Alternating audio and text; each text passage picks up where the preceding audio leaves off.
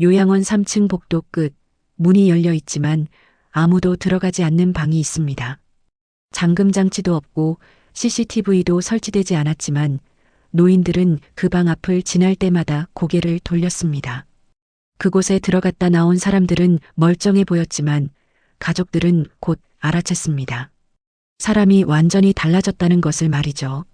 이 콘텐츠는 실제 사건에서 모티브를 얻어 제작자가 직접 기획하고 서사로 재구성한 오리지널 창작 오디오북입니다. 오늘 이야기 시작 전 구독과 좋아요 부탁드립니다. 경기도 이천의 한 요양시설, 그곳은 외관상으로는 다른 곳들과 별반 다르지 않아 보였습니다. 3층짜리 건물에 깔끔한 정원이 있었고 직원들은 친절했으며 식사도 괜찮은 편이었습니다. 입소대기자 명단이 길게 이어질 정도로 평판도 나쁘지 않았죠. 하지만 이곳에는 다른 요양원에서는 찾아볼 수 없는 기묘한 공간이 하나 있었습니다. 3층 복도 가장 끝에 위치한 305호실, 그 방은 언제나 문이 열려 있었지만 아무도 그곳에 발을 들여놓지 않았습니다. 입소한 지 10년이 넘은 노인들조차 그 방 앞을 지나갈 때면 자연스럽게 시선을 피했고 신입 직원들에게는 첫날부터 의례 그런 경고가 전해졌습니다. 305호실은 청소할 필요도 없고 관리할 필요도 없으며 그저 문이 열려 있는 상태로 두면 된다는 것이었죠. 왜 그래야 하는지 물어보는 직원에게 선배들은 그저 고개를 저으며 나중에 알게 될 거라고만 답했습니다. 김영자 씨는 78세의 여성으로 이 요양원에 입소한 지 5개월째였습니다. 그녀는 원래 서울에서 아들 내외와 함께 살았지만 며느리와의 갈등이 깊어지면서 결국 이곳으로 오게 되었죠. 영자 씨는 매일 아침 복도를 산책하는 것이 일과였는데 305호실 앞을 지나칠 때마다 묘한 느낌을 받았습니다. 다른 방들은 모두 문이 닫혀 있거나 입소자들이 생활하고 있었지만 그 방만큼은 텅 비어 있으면서도 문이 활짝 열려 있었던 것입니다. 어느 날 아침 영자 씨는 같은 층에 사는 박순덕 할머니에게 그 방에 대해 물었습니다. 순덕 할머니는 영자 씨보다 10년이나 먼저 이곳에 입소한 사람으로 요양원의 모든 사정을 꿰뚫고 있었죠. 순덕 할머니는 영자 씨의 질문을 듣자마자 얼굴이 굳어지더니 낮은 목소리로 말했습니다. 그 방은 절대 들어가면 안 돼요. 들어간 사람들 다 이상해졌어요. 영자 씨는 의아해하며 되물었지만 순덕 할머니는 더 이상 말하지 않았습니다. 며칠 후 영자 씨는 식당에서 다른 노인들의 대화를 우연히 듣게 되었습니다.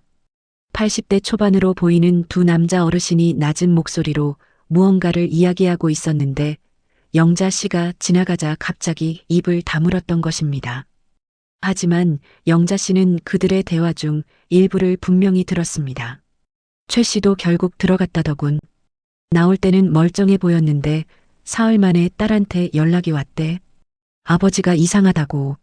영자 씨는 호기심이 더욱 커졌지만 직접 물어볼 용기는 나지 않았습니다. 그 대신 그녀는 며칠 동안 305호실 주변을 유심히 관찰하기 시작했죠. 방 안은 완전히 비어 있었고 창문으로 들어오는 햇빛이 바닥을 비추고 있었습니다.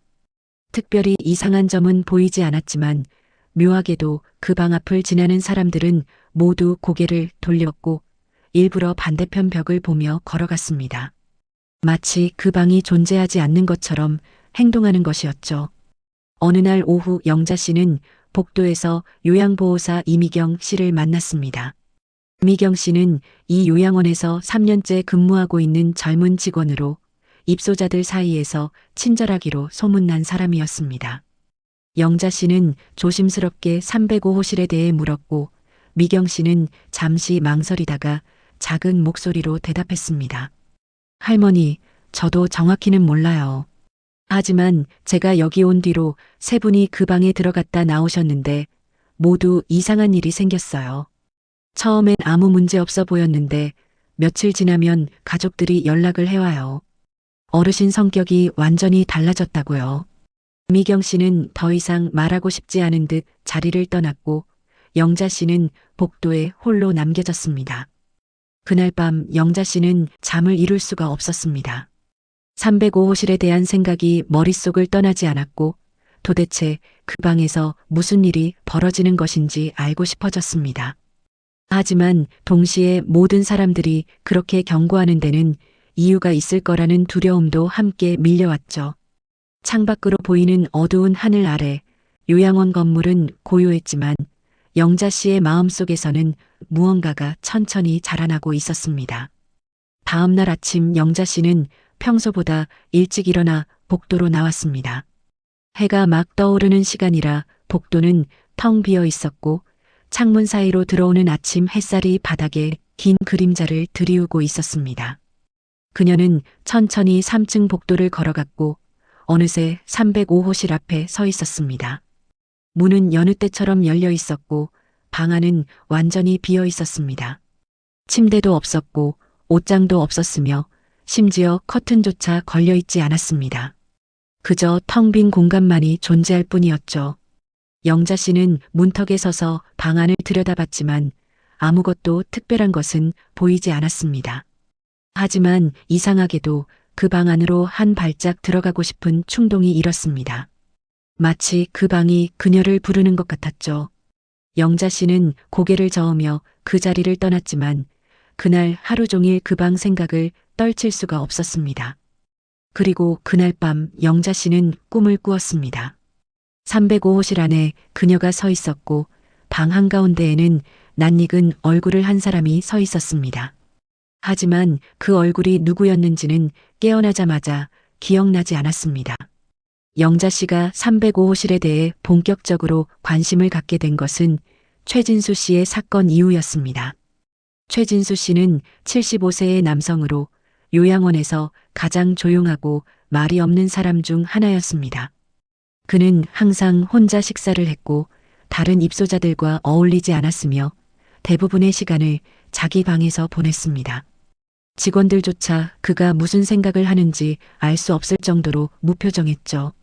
하지만 어느 날 아침 최진수 씨는 305호실에 들어갔습니다. 아무도 그가 들어가는 것을 말리지 않았고 그는 10분쯤 후에 아무렇지 않게 나왔습니다. 겉으로 보기에는 전혀 달라진 것이 없어 보였습니다. 표정도 여전히 무표정했고 걸음걸이도 평소와 같았으며 그날도 혼자 식사를 하고 자기 방으로 돌아갔습니다. 하지만 이틀 후 최진수 씨의 딸에게서 요양원으로 전화가 걸려왔습니다. 딸은 당황한 목소리로 물었습니다. 아버지가 갑자기 연락을 하셨는데 평소와 너무 다르세요. 목소리도 다르고 하시는 말씀도 이상해요. 무슨 일 있었나요? 요양보호사 미경 씨는 최진수 씨의 방으로 달려갔고 그곳에서 그녀가 본 것은 이전과는 완전히 다른 사람이었습니다. 최진수 씨는 창가에 앉아 밖을 바라보고 있었는데 그의 얼굴에는 눈물이 흐르고 있었습니다. 평소 감정 표현을 전혀 하지 않던 사람이 소리 없이 울고 있었던 것입니다. 미경 씨가 다가가자 최진수 씨는 떨리는 목소리로 말했습니다. 나는 왜 그렇게 살았을까요? 왜 아무 말도 하지 않았을까요? 이제야 알았어요. 너무 늦었지만. 미경 씨는 무슨 일이 있었는지 물었지만 최진수 씨는 더 이상 대답하지 않았습니다. 그는 그날 이후로 완전히 달라진 사람처럼 행동하기 시작했습니다.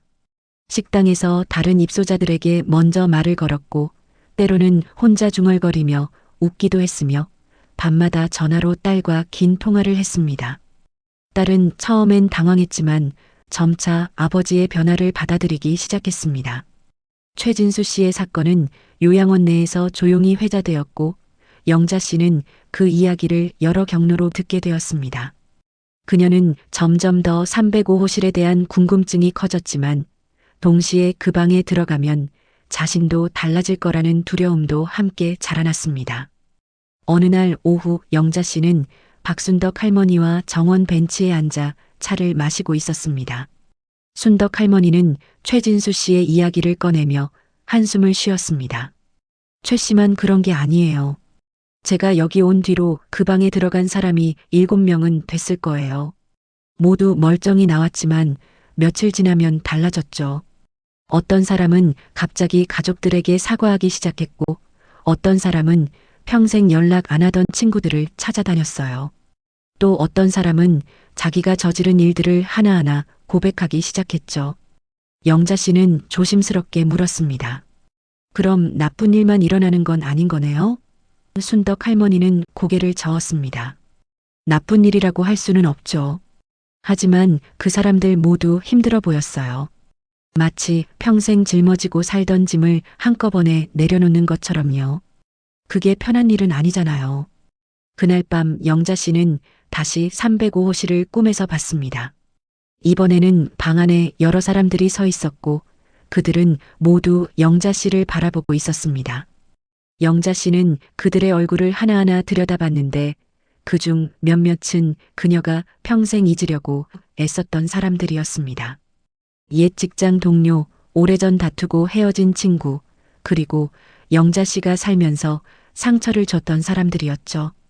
그들은 아무 말도 하지 않았지만 그들의 눈빛은 무언가를 말하고 있었습니다.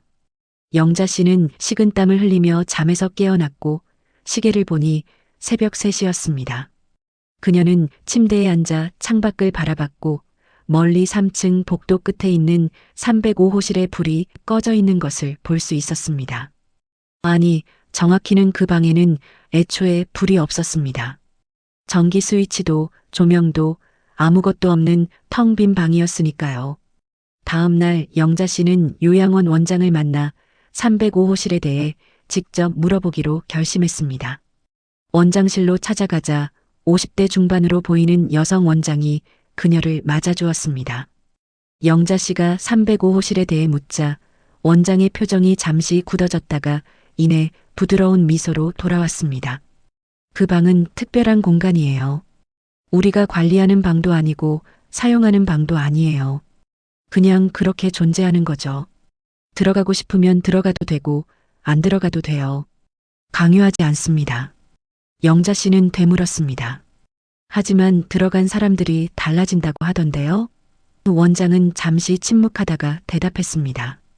달라지는 게 아니라 원래의 모습을 찾는 거예요. 우리는 살면서 너무 많은 것들을 감추고 살잖아요.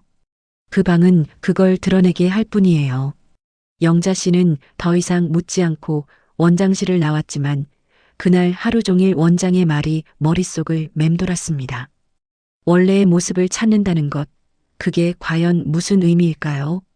영자 씨는 자신이 평생 감춰온 것들을 생각했고 그것들이 하나씩 떠오르기 시작했습니다. 그녀가 며느리에게 했던 모진 말들, 아들에게 지웠던 죄책감들, 그리고 평생 외면했던 자신의 잘못들이었습니다. 영자 씨는 305호실에 들어간 사람들의 공통점을 찾기 시작했습니다. 그녀는 지난 몇 달 동안 들었던 이야기들을 하나씩 되짚어보며 그들이 어떤 사람들이었는지 기억해냈습니다. 최진수 씨는 평생 가족들과 제대로 대화하지 않았던 사람이었고 그 전에 들어갔던 이정희 할머니는 자식들에게 재산을 나눠주지 않고 혼자 움켜쥐고 살았던 사람이었습니다. 또 그 전에 들어갔던 남자 어르신은 젊었을 때 사업 파트너를 배신하고 혼자 돈을 챙겼다는 소문이 있었죠. 영자 씨는 점차 하나의 패턴을 발견했습니다. 그 방에 들어간 사람들은 모두 누군가에게 상처를 주고도 제대로 사과하지 않았거나 잘못을 저지르고도 덮어버린 사람들이었다는 것입니다. 영자 씨는 이 사실을 확인하기 위해 박순덕 할머니를 다시 찾아갔습니다. 순덕 할머니는 요양원에서 가장 오래 지낸 사람 중 하나였고 거의 모든 입소자들의 사연을 알고 있었습니다. 영자 씨가 자신의 생각을 말하자 순덕 할머니는 천천히 고개를 끄덕였습니다. 맞아요. 저도 그 생각을 했어요. 그 방에 들어간 사람들 모두 뭔가 짐을 지고 사는 사람들이었어요. 겉으로는 멀쩡해 보여도 마음속 깊은 곳에 뭔가 무거운 게 있었던 사람들이죠. 그리고 그 방은 그걸 끄집어내는 것 같아요. 영자 씨는 조심스럽게 물었습니다. 그럼 그 방은 대체 어떻게 그런 걸 알고 선별하는 거예요? 순덕 할머니는 잠시 망설이다가 낮은 목소리로 대답했습니다. 선별하는 게 아니에요. 그 방은 그냥 열려 있을 뿐이에요. 들어가는 건 우리가 선택하는 거죠. 그리고 그 방에 들어가고 싶다는 생각이 드는 사람들, 그들은 이미 마음속으로 알고 있는 거예요. 자기가 뭔가 잘못했다는 걸요. 그날 밤 영자 씨는 자신의 과거를 하나하나 되돌아봤습니다. 그녀는 젊었을 때 직장에서 일을 잘하는 편이었고 동료들 사이에서 인정받는 사람이었습니다. 하지만 그 과정에서 다른 사람의 아이디어를 가로챈 적이 있었고 경쟁자를 밀어내기 위해 거짓말을 한 적도 있었습니다. 결혼 후에는 시어머니와 갈등이 많았는데 영자 씨는 늘 자신이 옳다고 생각했고 시어머니가 돌아가실 때까지 제대로 사과하지 않았습니다. 아들이 태어난 후에는 완벽한 엄마가 되려고 애썼지만 그 과정에서 아들에게 너무 많은 것을 강요했고 아들의 선택을 존중하지 않았습니다. 며느리와의 관계는 처음부터 좋지 않았는데 영자 씨는 며느리가 아들에게 맞지 않는다고 생각했고 그 생각을 숨기지 않았습니다. 결국 며느리는 시어머니와 같은 집에서 살 수 없다고 선언했고 영자 씨는 이곳 요양원으로 오게 된 것입니다. 영자 씨는 이 모든 것들을 생각하며 깨달았습니다. 자신도 그 방에 들어가고 싶어 하는 사람들과 다르지 않다는 것을요. 그녀 역시 평생 자신의 잘못을 제대로 인정하지 않았고 다른 사람들에게 상처를 주고도 그것이 당연하다고 여겼습니다. 며느리와의 갈등도 아들과의 거리감도 모두 영자 씨 자신이 만든 것이었죠. 하지만 그녀는 그 사실을 인정하고 싶지 않았고 계속해서 자신을 정당화하며 살아왔습니다. 이제 와서 그 모든 것을 마주한다는 것은 쉬운 일이 아니었습니다. 영자 씨는 창밖을 바라보며 한숨을 쉬었고 멀리 305호실의 문이 여전히 열려 있는 것을 볼 수 있었습니다. 그 방은 마치 그녀를 기다리고 있는 것 같았습니다. 다음 날 아침 영자 씨는 식당에서 이정희 할머니를 만났습니다. 이정희 할머니는 석 달 전에 305호실에 들어갔다 나온 사람으로 그 이후로 완전히 달라진 모습을 보이고 있었습니다. 예전에는 다른 입소자들과 거의 말을 섞지 않았고 자기 방에만 틀어박혀 지냈지만 지금은 식당에서 다른 사람들과 함께 식사를 하고 때로는 웃으며 이야기를 나누기도 했습니다. 영자 씨는 용기를 내어 이정희 할머니에게 다가가 물었습니다. 할머니, 그 방에 들어가면 정말 뭔가 보이나요? 이정희 할머니는 잠시 영자 씨를 바라보다가 천천히 고개를 끄덕였습니다. 보여요. 내가 평생 외면했던 것들이 다 보여요. 그리고 그걸 마주하고 나면 더 이상 도망칠 수가 없어요. 영자 씨는 떨리는 목소리로 물었습니다. 그게 힘들지 않았나요? 이정희 할머니는 쓸쓸하게 웃으며 대답했습니다. 힘들었죠. 너무 힘들어서 며칠 동안 밥도 제대로 못 먹었어요. 하지만 그 후에는 마음이 편해졌어요. 평생 짊어지고 살던 짐을 내려놓은 것 같았죠. 영자 씨는 이정희 할머니의 말을 듣고 나서 더욱 혼란스러워졌습니다. 그 방에 들어가는 것이 과연 옳은 선택인지 아니면 그냥 모른 척하고 사는 것이 나은지 알 수가 없었습니다. 하지만 한 가지 확실한 것은 그 방에 대한 생각이 점점 더 강해지고 있다는 것이었습니다. 마치 그 방이 영자 씨를 부르고 있는 것 같았죠. 그날 오후 영자 씨는 복도를 걷다가 다시 305호실 앞에 섰습니다. 문은 여전히 열려 있었고 방 안은 텅 비어 있었습니다. 영자 씨는 문턱에 서서 망설였지만 결국 그날도 들어가지 않았습니다.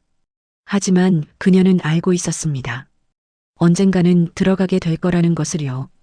그리고 그날이 점점 가까워지고 있다는 것을 말이죠. 영자 씨가 305호실의 비밀을 좀 더 깊이 파헤치기 시작한 것은 요양보호사 미경 씨와의 대화가 계기가 되었습니다. 어느 날 오후 미경 씨가 영자 씨의 방을 방문해 건강 체크를 하던 중 영자 씨는 조심스럽게 305호실에 대해 물었습니다. 미경 씨, 그 방은 대체 누가 만든 건가요? 언제부터 있던 건가요? 미경 씨는 잠시 망설이다가 의자에 앉으며 낮은 목소리로 이야기를 시작했습니다. 사실 저도 정확히는 몰라요. 제가 이 요양원에 입사했을 때 이미 그 방은 있었거든요. 선배 직원들한테 들은 바로는 이 건물이 처음 지어질 때부터 그 방은 그렇게 존재했대요. 설계도에는 305호실이 일반 입소자 방으로 되어 있었는데 공사가 끝나고 보니 그 방만 아무것도 설치되지 않은 채로 남아 있었다고 해요. 영자 씨는 눈을 크게 떴습니다. 그럼 고의로 그렇게 만든 게 아니라는 거예요? 미경 씨는 고개를 저었습니다. 아니요, 이상한 건 그 다음이에요.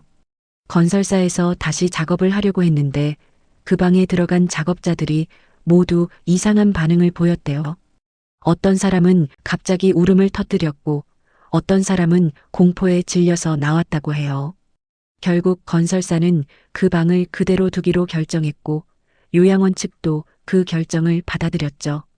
그 이후로 15년 동안 그 방은 계속 그 상태로 있어요. 영자 씨는 소름이 돋는 것을 느꼈습니다. 15년 동안 아무도 그 방을 건드리지 못했다는 것, 그리고 그 방이 마치 스스로 존재하기로 결정한 것처럼 보인다는 것이 믿기지 않았습니다.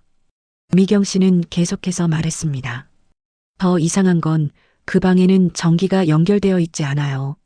스위치도 없고 콘센트도 없고 심지어 전선조차 연결되어 있지 않아요. 하지만 낮에는 창문으로 햇빛이 들어오고 밤에는 복도 불빛이 약하게 들어와서 완전히 어둡지는 않아요. 그리고 청소도 필요 없어요. 먼지가 쌓이지 않거든요. 제가 처음 여기 왔을 때 그게 너무 이상해서 직접 확인해 봤어요. 일주일 동안 매일 그 방을 체크했는데 정말로 먼지 하나 없었어요. 마치 그 방만 시간이 정지해 있는 것 같았죠. 영자 씨는 믿을 수 없다는 표정을 지었지만 미경 씨의 얼굴은 진지했습니다. 미경 씨는 한숨을 쉬며 덧붙였습니다. 그래서 저희 직원들은 그 방을 선별의 방이라고 부르기도 해요. 누군가를 선별하는 방이라는 뜻이죠. 영자 씨는 그날 밤 잠을 이룰 수가 없었습니다. 미경 씨가 들려준 이야기가 너무나 기묘했고 동시에 그 방에 대한 호기심은 더욱 커졌습니다. 새벽 2시쯤 영자 씨는 침대에서 일어나 창문으로 다가갔습니다. 요양원 건물의 3층은 고요했고 복도에 비상등만이 희미하게 켜져 있었습니다. 영자 씨는 멀리 305호실이 있는 복도 끝을 바라봤는데 이상하게도 그 방 주변만 유독 어두워 보였습니다. 마치 그 공간만 다른 차원에 속해 있는 것 같았죠. 영자 씨는 문득 그 방에 직접 들어가 본 사람에게 물어보고 싶어졌습니다. 도대체 그 방 안에서 무엇을 보는 건지, 왜 사람들이 달라지는 건지 직접 듣고 싶었습니다. 다음 날 아침 영자 씨는 최진수 씨를 찾아갔습니다. 최진수 씨는 305호실에 들어간 지 이미 한 달이 지났지만 여전히 이전과는 다른 모습을 유지하고 있었습니다. 영자 씨가 그의 방문을 두드리자 최진수 씨는 환한 미소로 그녀를 맞이했습니다. 예전의 무표정한 얼굴은 온데간데 없었습니다. 영자 씨는 조심스럽게 물었습니다. 최 선생님, 그 방에서 도대체 뭘 보신 거예요? 최진수 씨는 잠시 침묵하다가 창밖을 바라보며 말했습니다. 나 자신을 봤어요. 정확히는 내가 외면하고 살았던 나 자신을요. 그 방에 들어가면 방 한가운데에 거울 같은 게 나타나요. 하지만 그건 보통 거울이 아니에요. 그 거울에는 내가 평생 저질렀던 모든 일들이 비춰요. 내가 누구에게 상처를 줬는지, 누구를 외면했는지, 어떤 거짓말을 했는지 모두 다요. 영자 씨는 숨을 죽이고 최진수 씨의 이야기를 들었습니다. 최진수 씨는 계속 말을 이어갔습니다. 저는 평생 감정을 드러내지 않고 살았어요.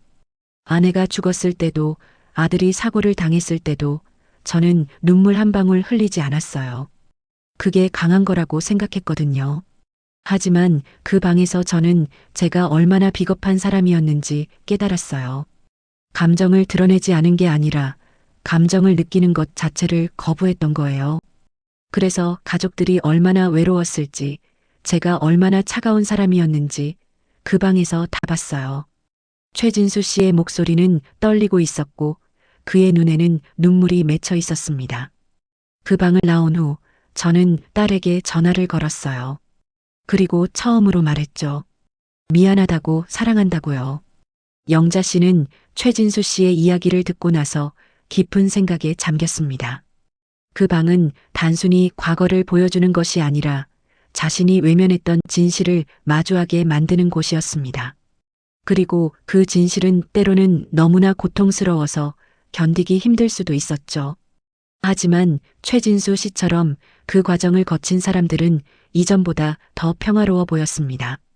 마치 오랫동안 짊어지고 살던 무거운 짐을 내려놓은 것 같았습니다. 영자 씨는 자신도 그런 변화를 겪을 준비가 되어 있는지 스스로에게 물었습니다. 하지만 답은 쉽게 나오지 않았습니다. 그녀는 최진수 씨에게 감사 인사를 하고 그의 방을 나왔지만 복도를 걷는 내내 머릿속은 복잡했습니다. 그리고 어느새 그녀의 발걸음은 305호실 쪽으로 향하고 있었습니다. 영자 씨가 305호실 앞에 다시 섰을 때 그녀의 심장은 빠르게 뛰고 있었습니다. 문은 여전히 열려 있었고 방 안은 텅 비어 있었습니다.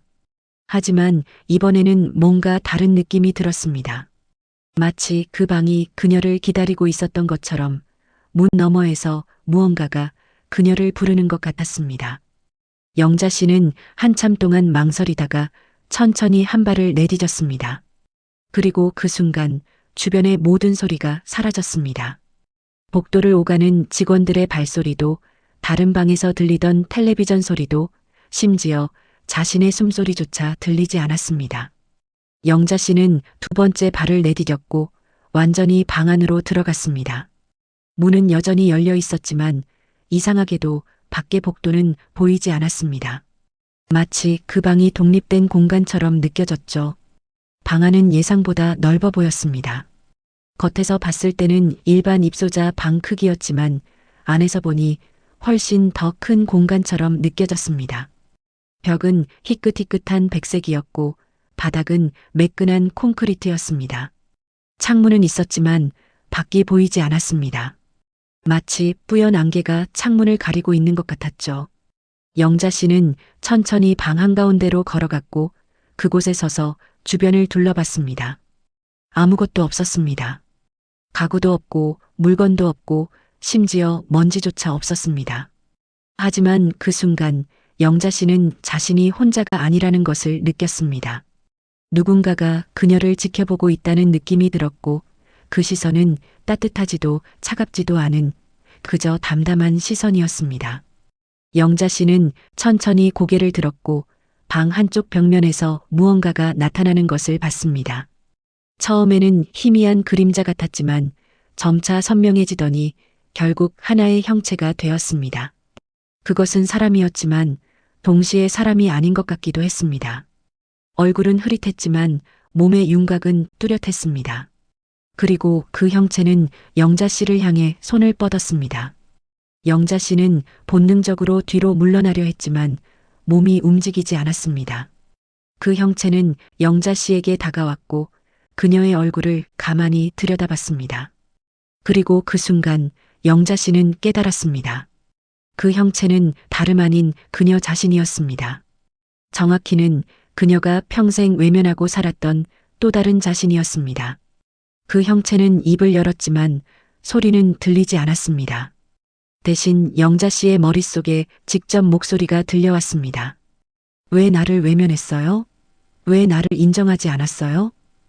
영자 씨는 대답할 수 없었습니다. 그녀는 평생 자신의 잘못을 인정하지 않고 살았고 다른 사람들에게 상처를 주고도 그것이 당연하다고 여겼습니다. 그 형체는 계속해서 말했습니다. 당신은 직장에서 동료의 아이디어를 가로챘어요. 그 사람이 얼마나 힘들어했는지 알면서도 모른 척했죠. 당신은 시어머니가 외로워할 때 곁에 있어주지 않았어요. 오히려 짐처럼 여겼죠. 당신은 아들에게 자신의 꿈을 강요했어요. 아들이 원하는 삶은 한 번도 물어보지 않았죠. 당신은 며느리를 처음부터 받아들이지 않았어요. 며느리가 아무리 노력해도 당신은 냉정했죠. 영자 씨는 눈물이 흐르는 것을 느꼈습니다. 그 모든 말들이 사실이었습니다.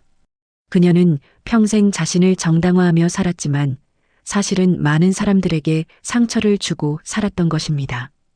그 형체는 영자 씨의 얼굴을 가만히 들여다보더니 조용히 말했습니다. 이제는 인정할 때가 됐어요.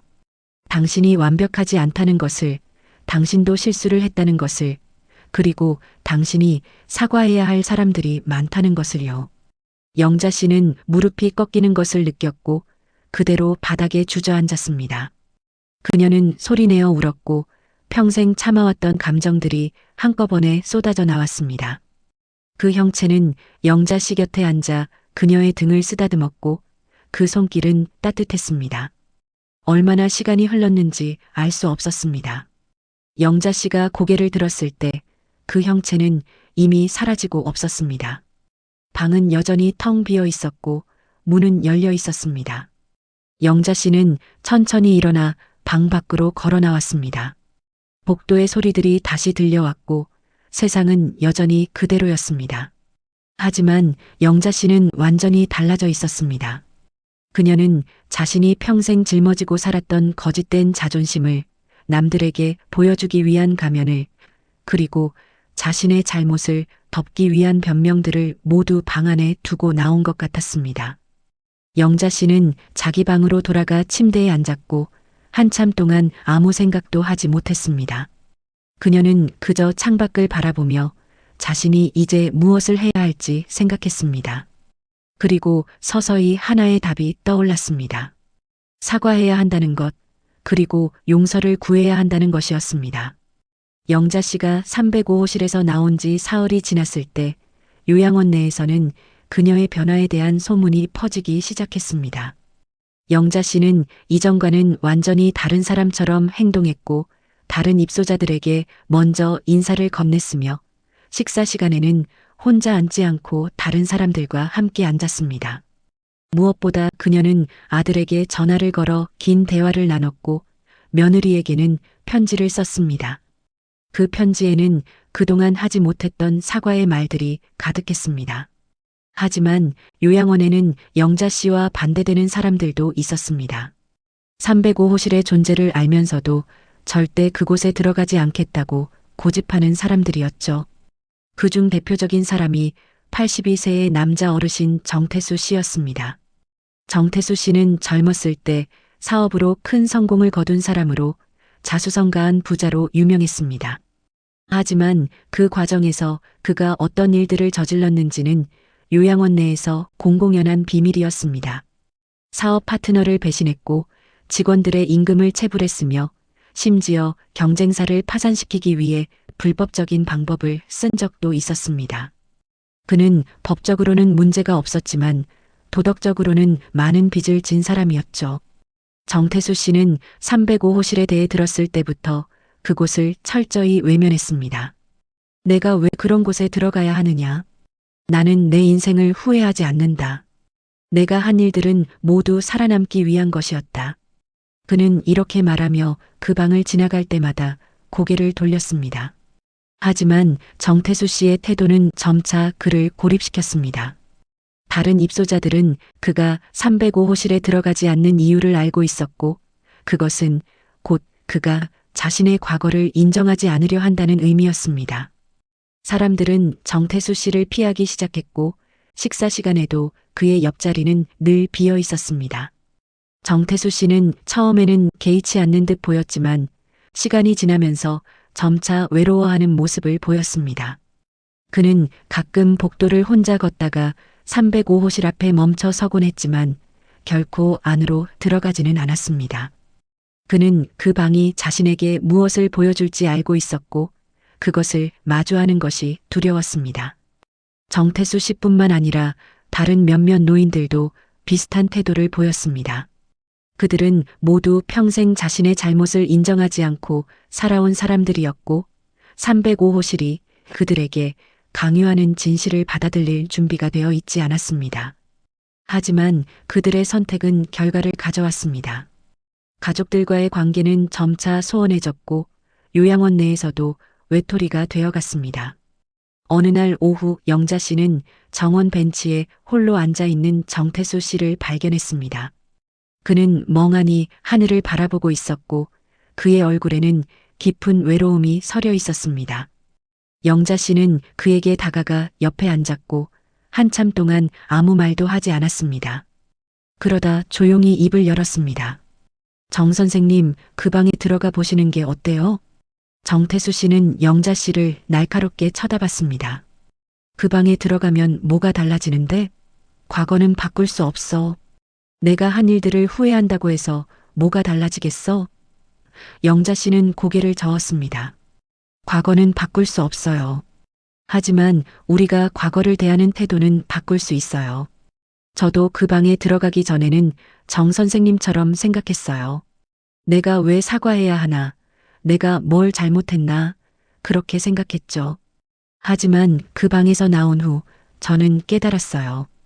과거를 인정하는 것이 나를 자유롭게 한다는 걸요.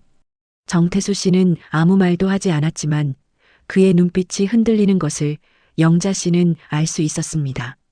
그날 밤 정태수 씨는 침대에 누워 잠을 이루지 못했습니다. 영자 씨의 말이 계속 머릿속을 맴돌았고 그는 자신의 과거를 하나씩 되돌아봤습니다. 그가 배신했던 사업 파트너, 그가 임금을 체불했던 직원들, 그가 파산시켰던 경쟁사의 사람들, 모두가 그의 머릿속에 떠올랐습니다. 그는 평생 그들을 생각하지 않으려 애썼지만 지금은 피할 수 없었습니다. 정태수 씨는 창밖을 바라보며 한숨을 쉬었고 멀리 305호실이 있는 복도 끝을 바라봤습니다. 그 방은 여전히 열려 있었고 마치 그를 기다리고 있는 것 같았습니다. 하지만 정태수 씨는 결국 그날 밤에도 침대에서 일어나지 않았습니다. 그는 여전히 그 방에 들어갈 용기가 없었습니다. 며칠 후 정태수 씨의 아들이 요양원을 방문했습니다. 하지만 그 방문은 따뜻한 것이 아니었습니다. 아들은 차갑게 말했습니다. 아버지, 저는 더 이상 아버지를 찾아오지 않을 겁니다. 아버지는 평생 저희 가족에게 상처만 주셨어요. 돈은 많이 벌었지만 가족은 돌보지 않으셨죠. 이제 저도 제 가족을 돌봐야 할 때가 됐어요.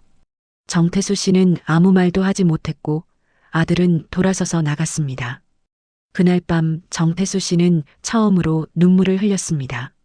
그는 자신이 평생 쌓아온 모든 것이 결국 아무 의미가 없다는 것을 깨달았습니다. 돈도 명예도 성공도 모두 그를 행복하게 만들지 못했습니다. 그리고 이제 그가 사랑했어야 할 사람들마저 그를 떠나고 있었습니다. 정태수 씨는 창밖을 바라보며 생각했습니다. 이제라도 늦지 않았을까? 이제라도 그 방에 들어가면 뭔가 달라질 수 있을까? 하지만 그는 여전히 두려웠습니다. 영자 씨가 305호실에 들어간 지 한 달이 지났을 때 그녀는 완전히 다른 사람이 되어 있었습니다. 아들과의 관계는 이전보다 훨씬 좋아졌고 며느리는 그녀의 편지를 받고 감동해서 직접 요양원을 방문하기도 했습니다. 영자 씨는 며느리에게 진심으로 사과했고 며느리는 그 사과를 받아들였습니다. 두 사람은 오랜 시간 대화를 나눴고 처음으로 서로를 이해할 수 있었습니다. 영자 씨는 요양원에서도 인기가 많아졌고 다른 입소자들은 그녀를 존경하는 눈빛으로 바라봤습니다. 하지만 영자 씨의 마음 한구석에는 여전히 정태수 씨에 대한 걱정이 자리 잡고 있었습니다. 어느 날 저녁 영자 씨는 정원에서 정태수 씨를 다시 만났습니다. 그는 여전히 홀로 앉아 있었고 얼굴은 더욱 수척해져 있었습니다. 영자 씨는 그에게 다가가 앉으며 조용히 말했습니다. 정 선생님, 아직 늦지 않았어요. 그 방에 들어가 보세요. 정말로 후회하지 않으실 거예요. 정태수 씨는 한참 동안 침묵하다가 떨리는 목소리로 물었습니다. 그 방에 들어가면 정말 달라질 수 있을까요? 내가 지은 죄들이 용서받을 수 있을까요? 영자 씨는 고개를 저었습니다. 용서받는 건 우리가 결정할 수 있는 게 아니에요. 하지만 적어도 우리 자신은 용서할 수 있어요. 그게 첫걸음이에요. 그날 밤 정태수 씨는 침대에 누워 긴 시간 동안 생각했습니다. 그리고 새벽 4시쯤 그는 결심을 굳혔습니다. 그는 침대에서 일어나 복도로 나갔고 천천히 305호실을 향해 걸어갔습니다. 복도는 고요했고 비상등만이 희미하게 켜져 있었습니다. 정태수 씨는 305호실 앞에 섰고 열려있는 문을 바라봤습니다.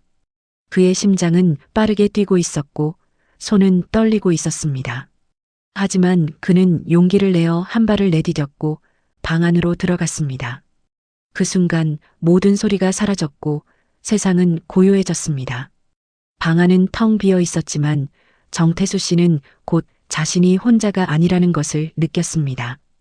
방 한가운데에서 무언가가 나타나기 시작했고 그것은 점차 형체를 갖춰갔습니다. 정태수 씨는 그 형체를 보는 순간 무릎이 꺾이는 것을 느꼈습니다. 그것은 그가 평생 외면하고 살았던 모든 사람들의 모습이었습니다. 그가 배신했던 사업 파트너, 그가 착취했던 직원들, 그가 파산시켰던 경쟁사의 사람들, 모두가 그의 앞에 서 있었습니다.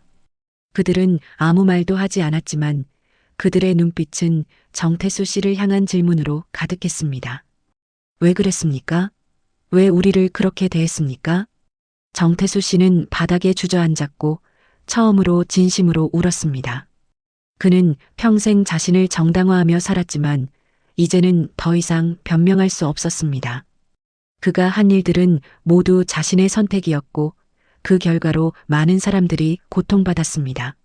정태수 씨는 떨리는 목소리로 말했습니다. 미안합니다. 정말 미안합니다. 저는 제가 살아남기 위해서라면 무엇이든 할 수 있다고 생각했어요. 하지만 그건 잘못된 생각이었어요. 저는 여러분에게 씻을 수 없는 상처를 줬고 그 죄를 평생 짊어지고 살아야 한다는 걸 알고 있어요. 그 형체들은 천천히 사라지기 시작했고 정태수 씨는 그대로 바닥에 주저앉아 한참 동안 울었습니다. 얼마나 시간이 흘렀는지 알 수 없었습니다. 정태수 씨가 고개를 들었을 때 방은 다시 텅 비어 있었고 문은 여전히 열려 있었습니다. 정태수 씨는 천천히 일어나 방 밖으로 걸어 나왔습니다. 복도의 소리들이 다시 들려왔고 세상은 여전히 그대로였습니다. 하지만 정태수 씨는 완전히 달라져 있었습니다. 그는 자기 방으로 돌아가지 않고 대신 전화기를 들었습니다. 그리고 아들에게 전화를 걸었습니다. 새벽 5시였지만 그는 더 이상 기다릴 수 없었습니다. 아들이 놀란 목소리로 전화를 받자 정태수 씨는 떨리는 목소리로 말했습니다. 아들아, 미안하다. 아빠가 정말 미안하다. 평생 너희들에게 좋은 아버지가 되지 못했어. 이제라도 용서를 구하고 싶구나. 전화 저편에서 잠시 침묵이 흘렀습니다. 그리고 아들의 목소리가 들려왔습니다. 아버지. 아들의 목소리는 떨리고 있었고 그 안에는 오랜 시간 쌓여온 감정들이 담겨 있었습니다. 정태수 씨는 계속해서 말했습니다. 나는 돈을 벌기 위해 모든 것을 희생했어. 가족도, 친구도, 심지어 내 양심까지도 말이야. 하지만 이제는 알겠구나. 그 모든 게 의미가 없었다는 걸. 정말로 중요한 건 너희들이었는데 난 그걸 너무 늦게 깨달았어. 아들은 한참 동안 아무 말도 하지 못했고 정태수 씨는 그 침묵 속에서 아들의 마음을 느낄 수 있었습니다. 그리고 마침내 아들이 말했습니다. 아버지, 저도 아버지를 용서하고 싶어요. 시간이 좀 필요하겠지만요. 정태수 씨는 전화를 끊고 창밖을 바라봤습니다. 해가 떠오르고 있었고 새로운 하루가 시작되고 있었습니다. 그는 처음으로 평온함을 느꼈고 마음속 깊은 곳에서 무언가가 풀려나가는 것을 느꼈습니다. 정태수 씨는 요양원 직원들이 출근하기 시작하는 것을 봤고 복도에서 다른 입소자들이 움직이는 소리를 들었습니다. 세상은 여전히 돌아가고 있었고 그는 이제 그 세상의 일부가 될 준비가 되어 있었습니다. 정태수 씨는 자기 방을 나와 식당으로 향했고 그곳에서 영자 씨를 만났습니다. 영자 씨는 정태수 씨의 얼굴을 보고 미소를 지었고 정태수 씨도 그녀에게 미소로 답했습니다. 두 사람은 아무 말도 하지 않았지만 서로가 같은 경험을 했다는 것을 알 수 있었습니다. 정태수 씨가 305호실에 들어간 후 요양원에는 눈에 띄는 변화가 일어났습니다. 정태수 씨는 이전과는 완전히 다른 사람이 되었고 다른 입소자들에게 먼저 다가가 이야기를 나누기 시작했습니다. 그는 자신의 과거를 숨기지 않고 솔직하게 이야기했고 사람들은 그의 용기에 감동했습니다. 시간이 지나면서 정태수 씨는 요양원에서 존경받는 어르신이 되었고 그의 아들도 정기적으로 방문하기 시작했습니다. 부자 관계는 완전히 회복되지는 않았지만 적어도 대화는 할 수 있게 되었고 서로를 이해하려는 노력을 시작했습니다. 영자 씨와 정태수 씨의 변화는 요양원 내에서 큰 반향을 일으켰고 점차 더 많은 사람들이 305호실에 관심을 갖기 시작했습니다. 처음에는 두려워하던 사람들도 용기를 내어 그 방에 들어가기 시작했고 모두가 각자의 방식으로 변화를 겪었습니다. 어떤 사람은 가족과 화해했고 어떤 사람은 오래된 친구를 찾아갔으며 어떤 사람은 자신이 저질렀던 일들을 고백하고 용서를 구했습니다.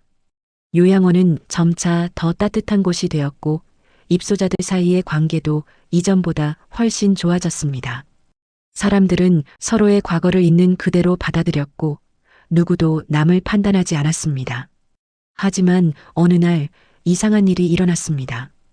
어느 아침 요양보호사 미경 씨가 3층 복도를 청소하다가 이상한 것을 발견했습니다. 305호실의 문이 닫혀 있었던 것입니다. 미경 씨는 처음에는 자신이 잘못 본 줄 알았지만 다시 확인해 봐도 문은 분명히 닫혀 있었습니다. 그녀는 조심스럽게 문 손잡이를 잡고 돌려봤지만 문은 열리지 않았습니다. 미경 씨는 당황해서 다른 직원들을 불렀고 곧 원장도 그곳으로 달려왔습니다. 원장은 문을 확인해 보더니 놀란 표정을 지었습니다. 이상하네요. 이 방은 원래 잠금 장치가 없었는데요. 직원들은 문을 열어보려고 시도했지만 문은 꿈쩍도 하지 않았습니다. 마치 벽의 일부가 된 것처럼 단단히 닫혀 있었습니다. 소문은 빠르게 퍼졌고 입소자들이 하나둘 3층 복도로 모여들었습니다. 영자 씨와 정태수 씨도 그곳에 있었고 그들은 닫힌 문을 바라보며 이상한 느낌을 받았습니다. 영자 씨는 조용히 말했습니다. 방이 자기 역할을 다한 것 같아요. 사람들은 그녀를 돌아봤고 영자 씨는 계속해서 말했습니다. 이 요양원에서 그 방이 필요한 사람들은 모두 그 방에 들어갔어요. 이제는 더 이상 필요한 사람이 없으니 방이 스스로 문을 닫은 게 아닐까요? 정태수 씨가 고개를 끄덕이며 덧붙였습니다. 맞아요. 그 방은 우리를 강요하지 않았어요. 그저 열려 있었을 뿐이죠. 그리고 이제는 그 역할이 끝난 거예요. 며칠 후 더 이상한 일이 일어났습니다. 어느 날 아침 미경 씨가 3층 복도를 지나가다가 놀라서 소리를 질렀습니다. 305호실이 사라진 것입니다. 문도 없었고 벽도 그 자리를 메우고 있었습니다. 마치 처음부터 그 방이 존재하지 않았던 것처럼 복도는 매끄럽게 이어져 있었습니다. 원장과 직원들이 급히 달려왔고 모두가 믿을 수 없다는 표정을 지었습니다. 원장은 건물 설계도를 확인해 봤지만 이상하게도 설계도에도 305호실은 존재하지 않았습니다. 마치 그 방이 처음부터 환상이었던 것처럼 모든 기록에서 사라져 있었습니다. 입소자들은 충격에 빠졌지만 동시에 이상한 안도감을 느꼈습니다. 영자 씨는 복도 벽을 쓰다듬으며 조용히 말했습니다. 고맙습니다. 당신 덕분에 저는 자유로워졌어요.